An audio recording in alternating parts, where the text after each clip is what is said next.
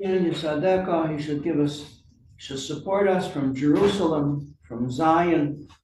Yizkar Kol Minchasecha, he should bring to mind all the devotions that we dedicated to him, the offerings that we brought to express our devotion and our love, and they should be graciously accepted. And he should grant your heart's requests, and the good decisions that you undertake, he should enable you to fulfill them.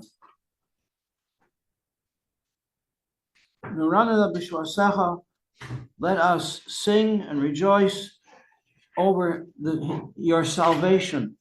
He's going to save you from your enemies, like the hostages were free. We're free. Now I know, says King David, Hashem saves his anointed ones, answering them from his holy abode, with might, Yesha, salvation, Yemine, from his right hand. The right hand is a side of kindness, the left hand is a side of strength. These are all combined in one. Some come with their chariots, some come with their cavalry and with their armored vehicles and their weaponry. We come with him a karov, and follow our enemies slipped and stumbled and fell. And we are still standing after 3,500 years. We are still holding on to the belief that was taught to us by our fathers and grandfathers and great grandfathers before them.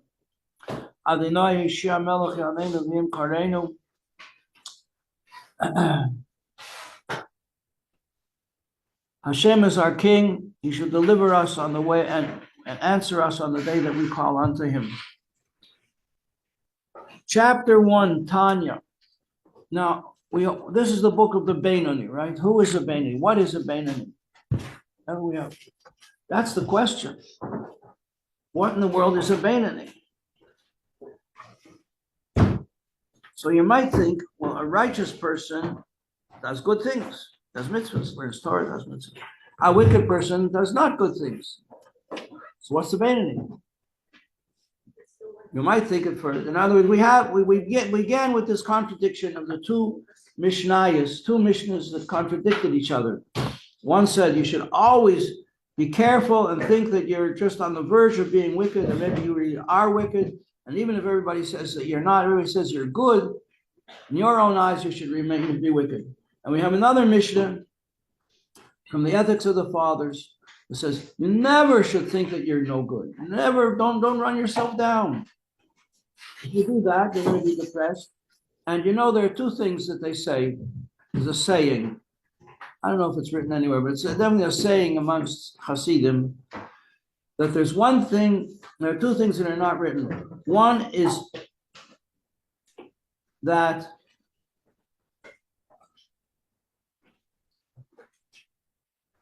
being depressed is not a sin. To be depressed. But it could lead a person to do worse than any sin. Because when you're depressed, you say, what's the point? Nobody cares anyway. And it could lead a person to take their own life. I remember at one point, somebody who was having problems sent me a video that a young man recorded how depressed he was, and how one day he decided, walking across the Brooklyn Bridge, he said, if nobody says hello to me, I'm going to jump. And sure enough, nobody said hello to him.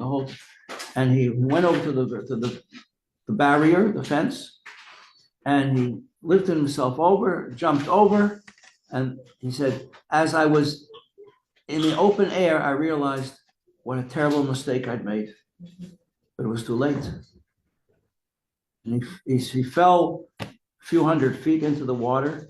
He said it was like a blow that he had never received in his life. And the boat, it knocked the air out of him.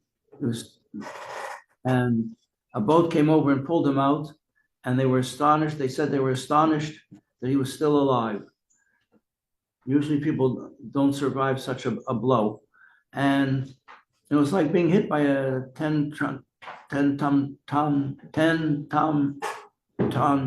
truck. And he said, I made this video so people should learn not to let their feelings get away with them. Why would a person do the act of murder on himself? Because he was depressed. So therefore, the Torah advises us always to avoid depression no matter what. Hashem, like every father, wants his children to be happy and to serve him with happiness, with a sense of privilege and honor. And the other thing that's also not a mitzvah for a man anyway, not mitzvah for a man to do this, but it can lead a person to do greater things even than mitzvahs. And that is the custom that Hasidim have of going to the mikveh every day before they pray. Okay. So we have this contradiction. On one hand, you should always think of yourself in a negative way so that it'll keep you from coming to sin. On the other hand, you're never allowed to think of yourself in a negative way because it could lead you to the worst sin. So how are we going to resolve this contradiction? So in other words, now turn to page 14.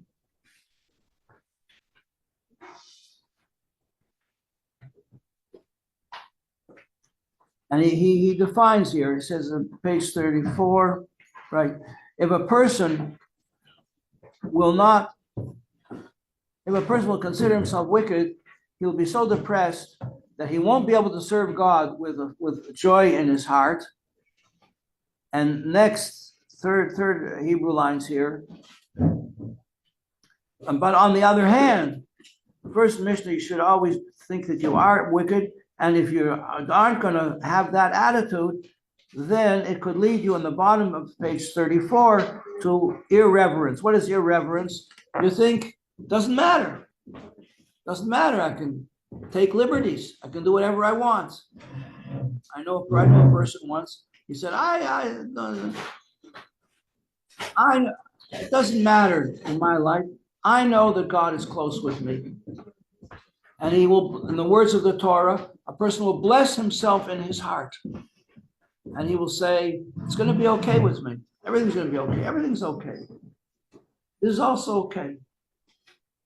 You know.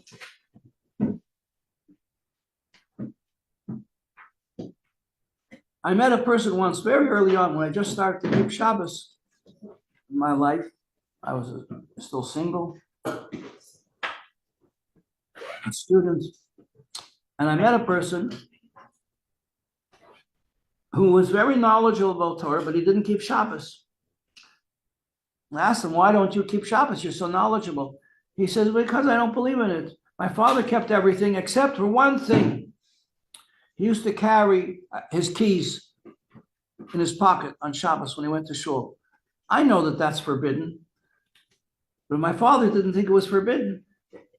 My father knew it was forbidden, but he felt Hashem, this is one detail Hashem doesn't care. So I thought to myself, if Hashem doesn't care about one detail, he's not going to care about another detail either. So I do what I want. And that's what it says here. If a person isn't going to have this circumspection about his behavior, he'll do whatever he wants. He'll do every sin and say, it's okay. You know, look at all the broken marriages. When the husband and the wife are unhappy, one or the other, and comes along a chance for happiness. Oh, Baruch Hashem. As long as nobody knows, it's okay. No, it's not. These are divine, these are the laws of the Torah. My dear students, the laws of the Torah are universal laws. They're always applicable. They are always important. These are the rules of life. If you know, it's like driving on the highway. I worked for a shliach once. They asked him, he made a gathering. The students could ask him any questions that they wanted. So there was a drug at that time many years ago. It was called speed. So I asked him, what do you think about speed? He says, that's 55 is good. Didn't know what they were talking about.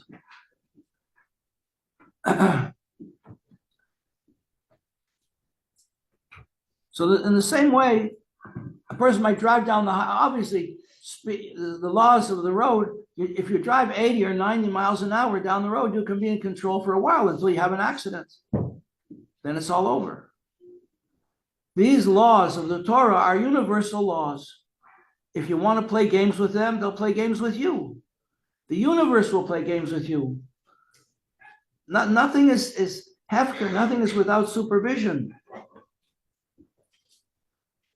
So that's the importance of taking your life and taking the laws of the Torah very, very seriously. Okay, so now page 15, page 35, I'm sorry. In order to understand this contradiction, should I have a negative attitude about myself? Should I have only a positive attitude about myself?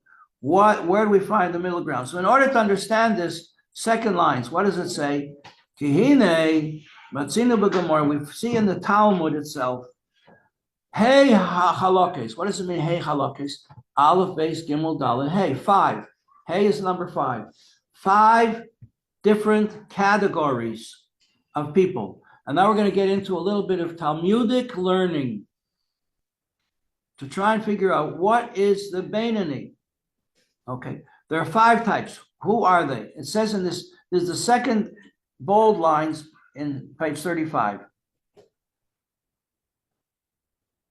Tzaddik, we have a tzaddik, and we have a rasha.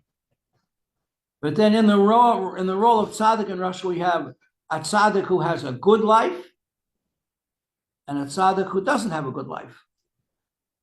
And then we have the rasha. The rasha is a wicked person, and there's a wicked person who has a good life, and there's a wicked person who doesn't have a good life.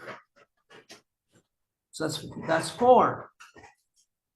The tzaddik who has good and the tzaddik who doesn't have good. The rasha who has good and the rasha who doesn't have good. And then there's the Beinoni. The Beinoni somewhere is in the middle. What is that? What is that all about? What does it mean the tzaddik who has good? What does it mean the tzaddik doesn't have good? We have to understand. If we don't understand these categories, then we can't know what it means. What is a Beinoni? And this is a book of the Beinoni. This is a book to help us to achieve this, our goal, which is that we should be a Beinoni. If I can't be a tzaddik, at least let me be a Beinoni. And help me, Hashem, I shouldn't be I don't want to be a wicked person. So what is the wicked person? So it says here, Rosh Chodesh is a wicked person who has some good, or he says here in English, he prospers. So he does transgressions. A wicked person, he doesn't keep Shabbos, doesn't eat kosher, doesn't respect the laws of the Torah, but he's doing okay. He's got a nice house and a cabana in Florida and a condo in Jerusalem. He's doing okay. On the other hand, we have a wicked person who suffers. He's on drugs. He has no money. His wife threw him out. He's got big problems. And then we have the Beinoni. So the Gemara explains, bottom of page, second last lines from the bottom on page 35. Perish b'Gemara. It says in the Talmud, tzaddik b'toivle. When we say a tzaddik who has good, we don't mean to say that he has money in the bank. We mean to say that he's doing well. It says here in the English, he prospers. Toivle. He has good. Toiv is good. A girl came up to me yesterday and smiled and said hello. I said, do I know you? She says, yeah, I'm in your class. I said, what's your name? She said, Tova. I said, well, that's a good name. She says, that's what you said when I was in the class. I said, why aren't you now? She said, well, I didn't feel well. I didn't come yet. So I'll start next week. So Toiv means good. So there's a tzaddik who has good. Everything in his life is good. Think of the Rebbe. It doesn't mean the person doesn't have suffering. The Rebbe suffered for everybody because everybody told him about their troubles. He also suffered because His wife's sister was killed in the Holocaust. Other relatives were killed in the Holocaust. There was a lot of tragedy in the Rebbe's life. So it's the fact that he prospers doesn't necessarily mean that he has money or that he has good health. His prospering means, well, we're going to have to find out what it means. So that's tzaddik v'toiv loy. Tzaddik v'ra loy. What is the tzaddik who has ra? Ra means evil. Who is the tzaddik who has ra? So that means it's one translation is that he suffers. He's a righteous person who suffers. We know stories about a lot of righteous people who suffer. Rabbi Yehuda Nasi, we said he wrote the Mishnah. He suffered terribly. He had terrible illness, terrible physical suffering. He had a lot of money, but he only used it to help others. And this, what is this? So we have a tzaddik. Look at the last two Hebrew lines on this page. Second from the end, it says tzaddik b'toiv means he's a complete tzaddik. He's complete. What does it mean, complete? Complete means he's as righteous as you can get. He is the ultimate tzaddik, the ultimate in righteousness. Moshe Rabbeinu.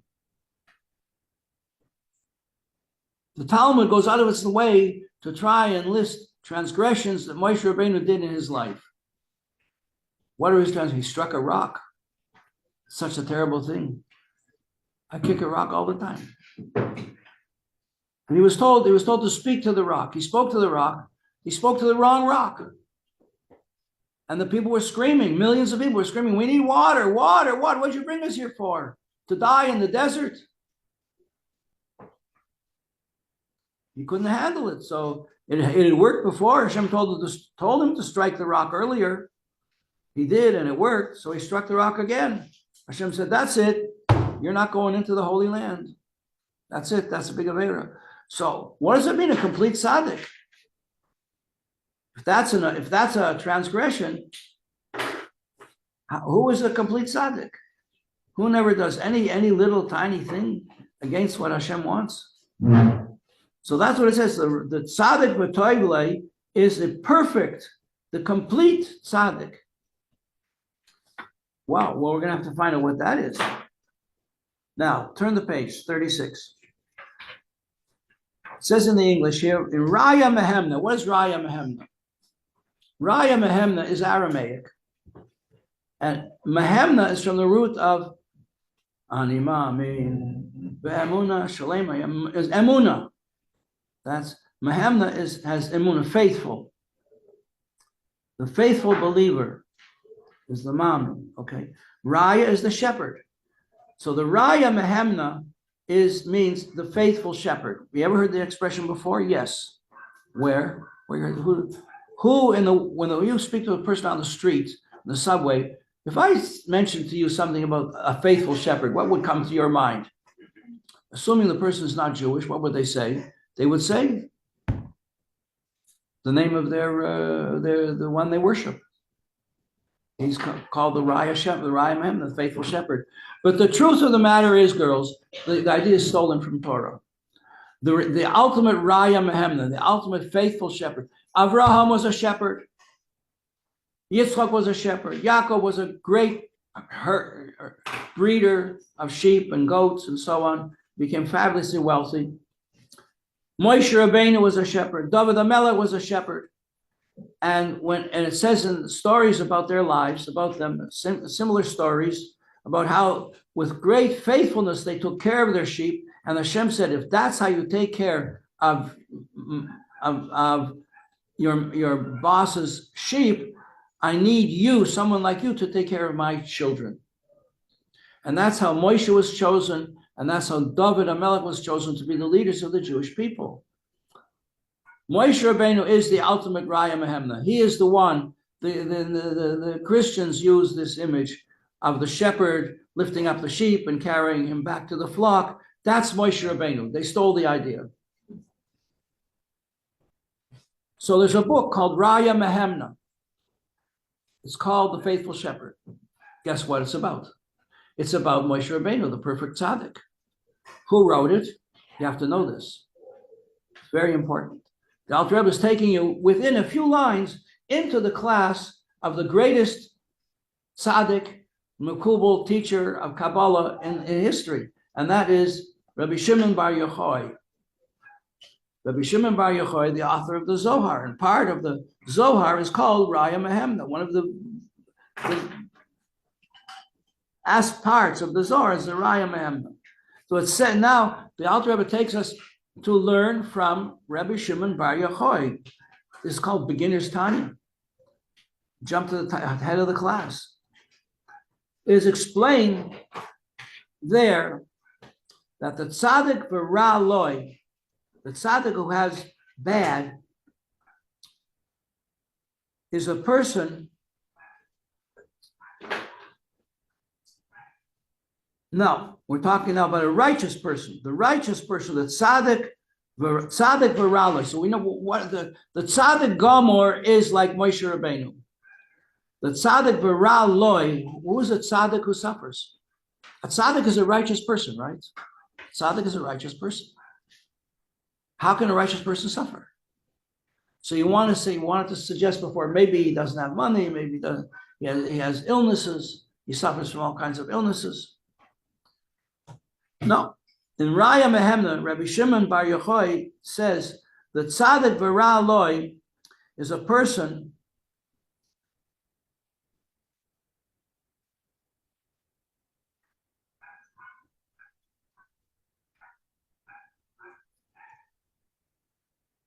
Shahara Shaboy Kafuf Latoiv. He has Ra. There's a negative side to his character, but it is totally in control and subservient to the good. Does Moshe Rabbeinu have anything negative in his character? No. Joseph, the righteous Joseph is the first person the Torah called a tzaddik. Yosef a tzaddik. When he was in prison, and the wife of Potiphar was trying to seduce him, and he was in prison because, why? Because he rejected her. She tried to seduce him. And he almost succumbed, almost. The last minute, he saw an image of his father's face in the window. There he was all alone in a foreign land. He'd been sold into slavery by his own family, by his own brothers. And here's this gorgeous woman who's a powerful personality with a lot of money. And her husband is in charge of the jails. And he's in jail for 13 years. And she's coming to him every day all dolled up and urging him, come, just be with me. You'll have a great life. And he almost falls. And the last minute he runs away. And she grabs his cloak and holds on to it, and hell hath no fury like a woman scorned. And she says, he tried to rape me. And he ends up in jail. And she came to him in jail. She was so crazy about him. He was very handsome, and he was very wonderful. He was a very wonderful person. So he's a tzaddik, but he has problems. He has problems. And the biggest problem is, he almost gave in. So it says in the Raya Mehemna that the tzaddik v'ra loy is a tzaddik who has Ra. In other words, he could be tempted. He could be tempted, but he doesn't allow himself to be tempted. There's an inner struggle going on. So he's always a righteous person. He's always righteous. He never does anything wrong. Yeshu's brothers, the religion of the West says that they are the ones, or their leader is the one who taught people forgiveness. He was also Jewish, by the way. Yoshka was also Jewish. And he taught people to forgive. And they said, this is something that the Jewish people don't have this. This is not it's a lie. It's not true. Yosef teaches the world about forgiveness. His brothers sold him into slavery, and they think when they come under his power, when he's viceroy in Egypt, he's going to take revenge. And he says, what do you think? Don't you understand that Hashem brought me here into this whole situation in order that I should be a salvation for the whole of our family? and he teaches forgiveness.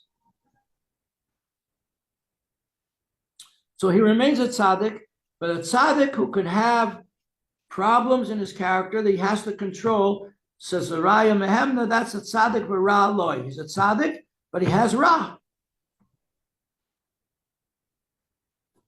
Okay, now from this we ought to understand the rest of the subject, but the Alter Rebbe goes on to explain it more clearly. Turn now, look page 37, the bottom. And in the Talmud, the Gemara, in the end of Perek Tes, which is Perek Tes. What is Tes? Tes is number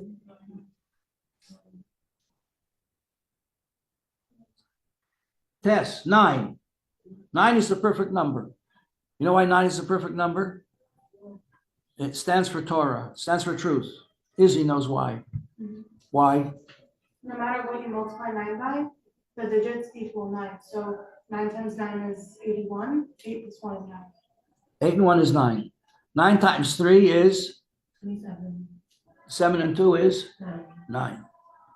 And any number is called casting out the nines. So since truth, what is the meaning of truth? Truth is that which agrees with itself on every side. 9 always agrees with itself. Any multiple of 9 will add up to 9. 9 times 1 is how much? 9. 9 times 2 is 18, right? You lose 1, you gain 1. So 9 and 1 is 8 and 1 is 9, 18. All right. So what does it say here? In the Gemara, it says, in the Gemara in Brachos in the 9th chapter, this is significant. Tzadikim yetzer tov shoftan, they are judged by their good inclination. Rashayim yetzer hara shoftan, they are judged by their evil inclination. So now the stage is set. You have a person, he could be a tzaddik, maybe he's not. And every challenge that comes up, he's going to say, what should I do? Ask the judge. Which judge?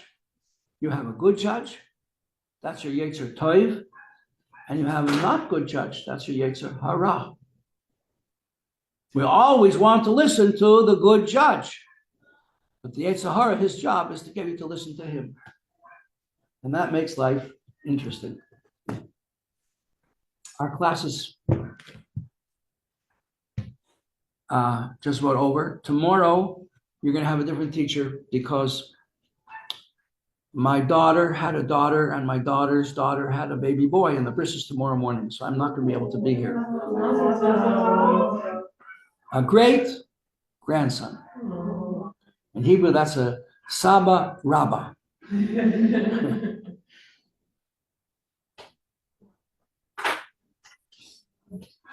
So I understand that Rabbi Dubov, who's an excellent teacher, is going to be here tomorrow. And he's going to start at the beginning of chapter 2, and it's not going to be any problem in the continuing. We'll continue from where we left off, which leads right into chapter 2 anyway.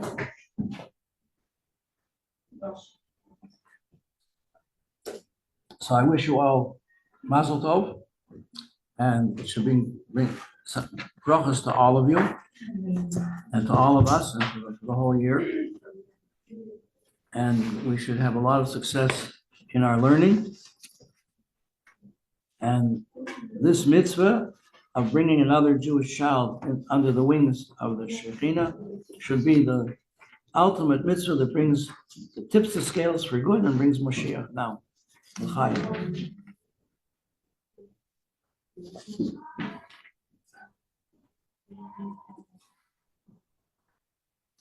Thank you again, Naomi, for the milk. Baruch atah Adonai, Baruch Moshe Rabbos Chesvanim, Al Kol Moshe Rabbos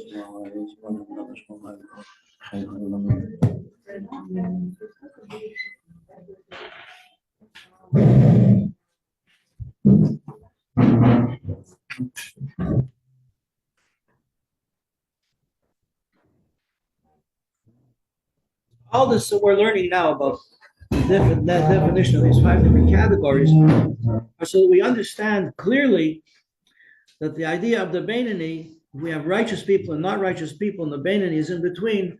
It doesn't mean that a person sometimes does good things and sometimes does not good things, so he's the average guy. I'm an average guy. I'm average too, you know. I keep Shabbos sort of. Sometimes I play golf on Saturday afternoon. It's okay. God understands. That's not the average guy that the Alter Rebbe is writing about. Or on Yom Kippur, since people are judged, Rosh Hashanah, Yom Kippur, people are judged if they did a majority of good things in the year, or they did a majority of not good things in the year, or maybe it's half and half. Now, the Beinoni isn't half and half. Creamer in the coffee. No, it's not.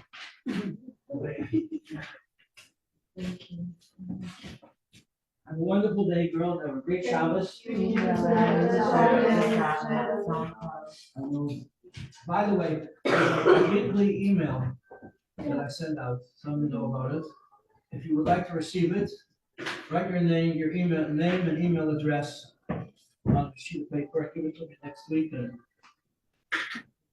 we'll make sure you get a weekly Torah class. You can share it at the Shabbos table. We'll learn together with your friends. Have a wonderful. Thank you very much for coming.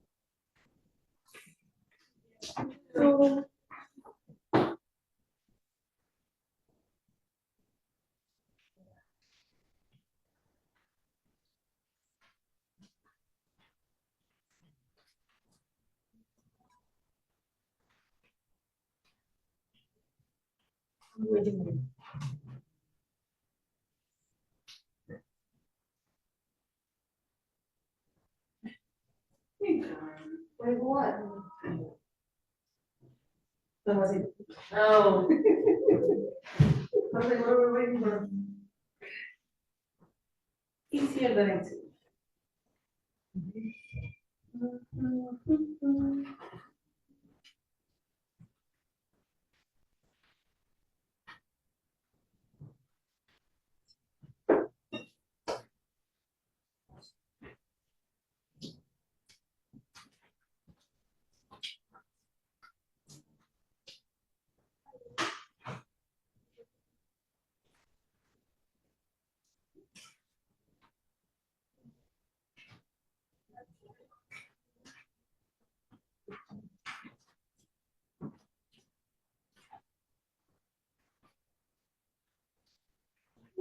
morning.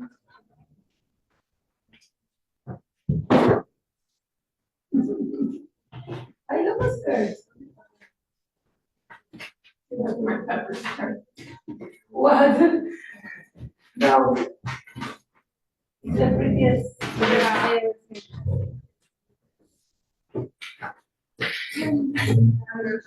Oh, no.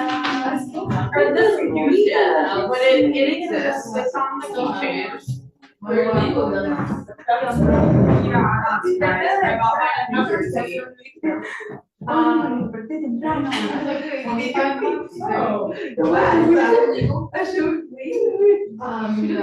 legal? Yo diría que no te las 7 para bañarme. So if